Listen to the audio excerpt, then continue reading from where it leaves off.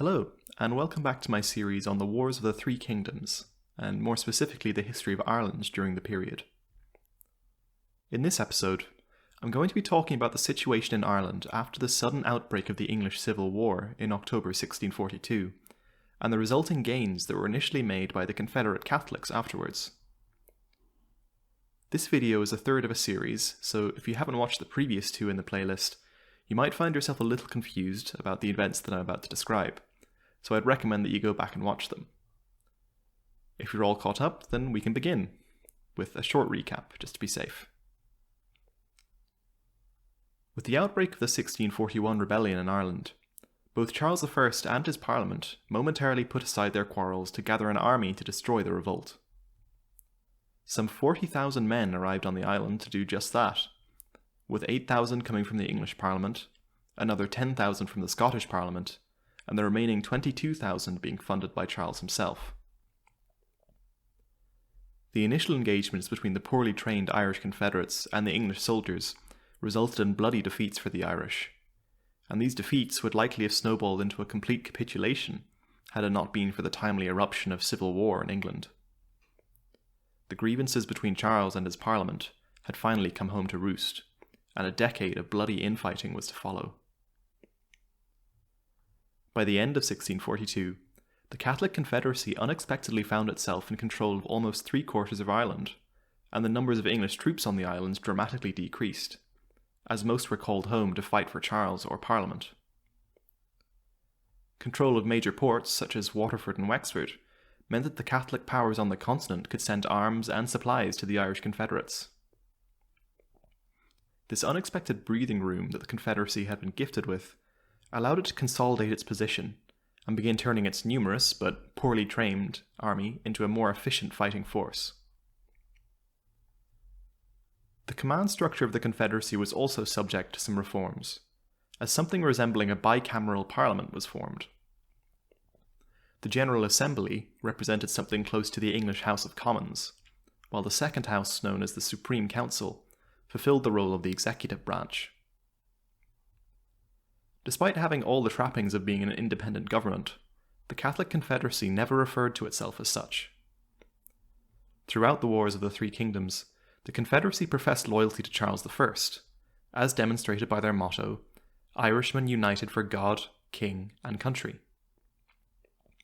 The Confederates were careful not to do anything that would jeopardize this picture, hence why the General Assembly never referred to itself as a parliament, as legally only the king could call a parliament to session.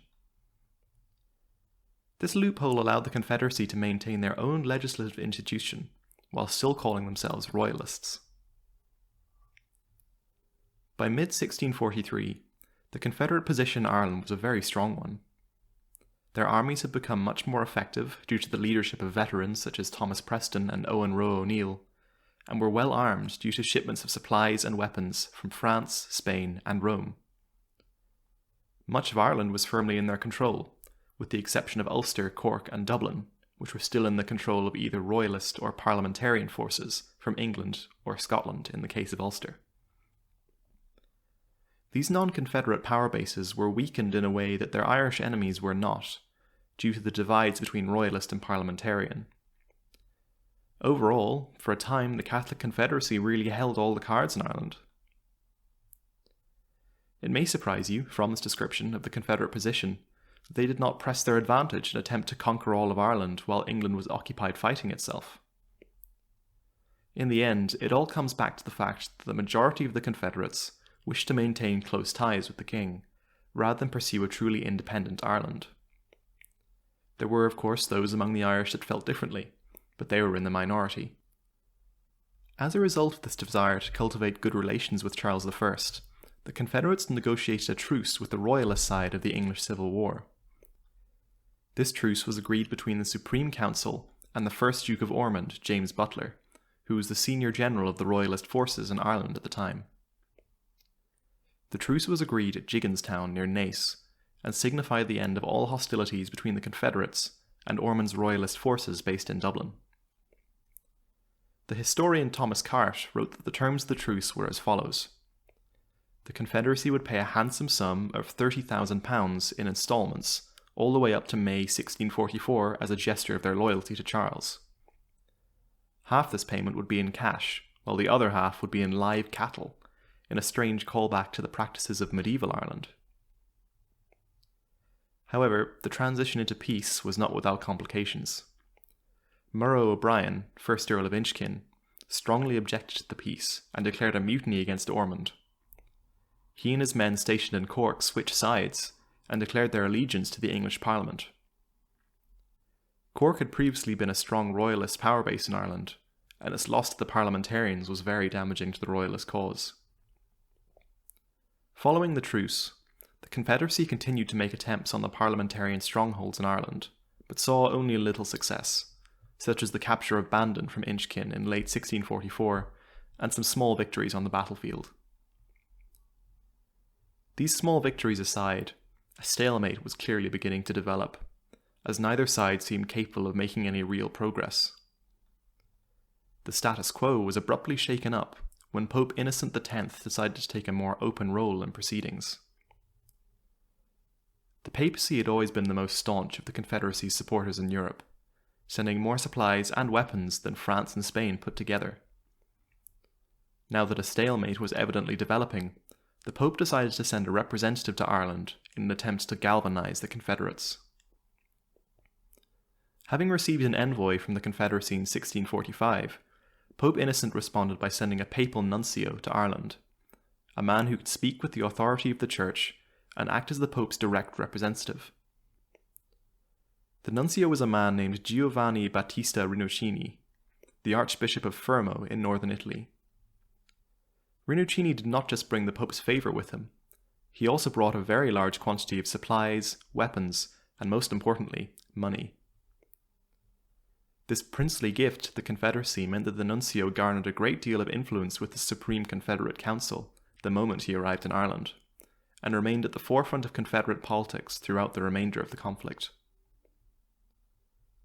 Many of the more militant members of the Confederacy, such as Owen Roe O'Neill, became dedicated followers of Rinuccini, as they felt that he spoke with the voice of the Pope. When Rinuccini was received by the Supreme Council at Kilkenny, he asserted that his mission in Ireland was to sustain King Charles, and also to help the Catholic people of Ireland to secure their right to practice religion freely, and the reclamation of church property that had been seized by the English state. These objectives were met with approval by the council, and the nuncio immediately busied himself with the achievement of these goals. Ultimately, though, Rinuccini would prove to be bad news for the Confederates, as his arrival sowed the seeds of distrust between the members of the Confederacy, as would later be demonstrated. The first crack in the otherwise united Confederate front came from negotiations for mutual aid between Charles I and the Confederate Supreme Council.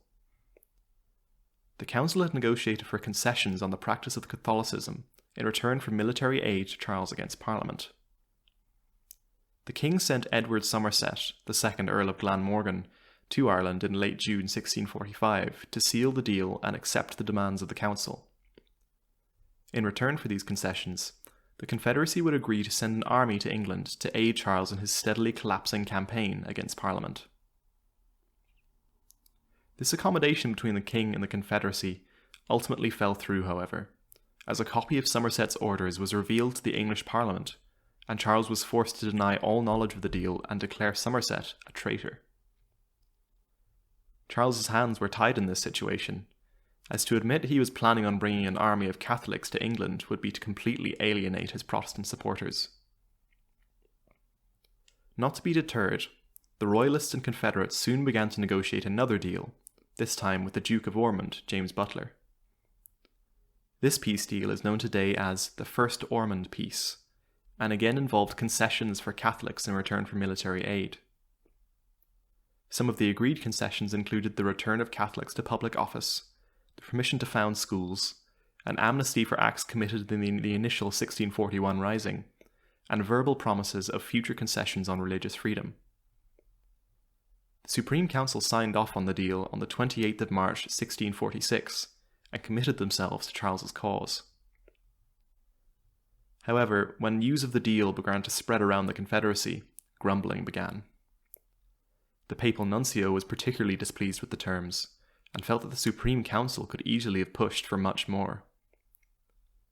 One of the main problems that was pointed out with the terms of the treaty was that Poyning's law of 1494 was not to be reversed. This law stipulated that any legislation passed by the Irish Parliament had to be approved by the English Privy Council, severely limiting parliamentary power in Ireland. In addition to this, no changes were made to the Protestant majority in Irish Parliament, further reducing its effectiveness for Catholics. Finally, and most damning in the eyes of Rinuccini, all churches taken over by Catholics during the fighting would have to be returned to Protestant hands, and no written promise of free religious practice had been made. The First Ormond Peace proved to be a polarizing topic for the Confederacy.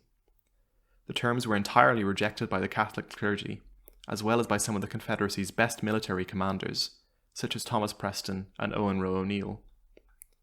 Even the Confederate General Assembly found itself at odds with the deal, and many began to wonder if the Supreme Council was reliable, given that so many of them were related to Ormond by marriage or by blood. The pessimists amongst the Confederacy also pointed out the Royalist cause was not worth spending any more blood on, as Charles was evidently close to defeat at the hands of his parliamentarian enemies. Those amongst the Confederacy who opposed the peace had the full backing of Rinuccini, who actually threatened to excommunicate those who were in what he called the Peace Party. Thus were the first divisions drawn in the fabric of what had previously been a united movement. Ultimately, the First Ormond Peace was rejected, as the Supreme Council was forced to go back on its word due to the overwhelmingly negative response from the wider Confederacy. Perhaps seeing that Charles was finished, or simply despairing at any peace deal ever materialising, the Duke of Ormond handed Dublin over to a parliamentarian army under Michael Jones.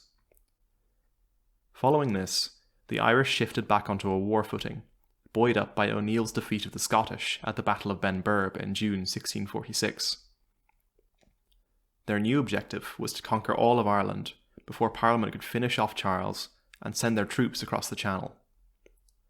In hindsight, this is probably what they should have done from the beginning, but I'll try not to engage in too much armchair generalship. Dublin and Cork were now the main parliamentarian strongholds in Ireland, and the Confederacy committed itself to capturing them. Unfortunately for them, 1647 was to be a disastrous year for the Confederate offensive. First, Thomas Preston and his forces in Leinster were convincingly defeated at the Battle of Dungan's Hill by a parliamentarian army under Michael Jones, leaving the Confederate forces in Leinster in a sorry state. Less than 3 months later, the Confederacy's Munster forces suffered a similar fate at the hands of Inchkin at the Battle of Knockenouse. Suddenly, the conquering mood that had gripped the General Assembly deserted them, and they once again became anxious to strike a deal with Charles I, who by this point was equally desperate for aid. The new terms addressed many of the grievances the General Assembly had grumbled about with the original Ormond Peace. Poyning's law was to be reversed. Concrete promises were made regarding free religious practice, a partial reversal of the Ulster plantations, and a recognition of lands taken by the Irish during the war. Charles demonstrated his sheer desperation here, as he is seemingly offering the moon and the stars in exchange for military aid. In return for this deal, however, the Catholic Confederation was to dissolve itself and place its not inconsiderable military might under royalist commanders. Even with the generous concessions from Charles, there are many in the Confederacy that still felt the peace was a betrayal of the cause. Many refused to join the new royalist alliance, and Owen Roe O'Neill, ever the fundamentalist, actually started a brief but bloody internal conflict within the Confederation. There are some interesting parallels to be drawn between the Confederate infighting and the Irish Civil War of the 20th century following independence. Peace, it seems, is hard to agree on. O'Neill's Civil War coincided with a second eruption of violence in England, which became the Second English Civil War. Rinuccini attempted to support O'Neill by threatening any supporters of the new peace with excommunication, but he could not get the Irish bishops to agree on the matter. Eventually, likely despairing, Rinuccini got on a boat at Galway and left for Rome on the 23rd of February 1649. The Confederate Civil War can be described as a symptom of the differences between the members of the Confederacy. Those who were inclined to come to terms with the Royalists did so because their lands were to be respected, and desired little else than this assurance. Men like Owen Roe O'Neill, on the other hand, wanted a complete removal of the English from Ireland, and these two goals simply didn't mix. Thank you for listening to this episode in my Wars of the Three Kingdoms series. This one took some time to write, as I spent a lot of my time trying to figure out how best to organise my script to make this complicated period as easy to understand as possible. Hopefully I succeeded there, but if I didn't, feel free to leave me any questions you have in the comments and I'll answer if I can. If you want to send me something longer than a comment, you can email me at keanrowanyt, that's YouTube, @gmail.com. And you can see my blog at www.irishhistoricalstudies.blogspot.com. Thank you again for listening, and I'll see you in the next episode, when I discuss the arrival of Ireland's bogeyman, Cromwell.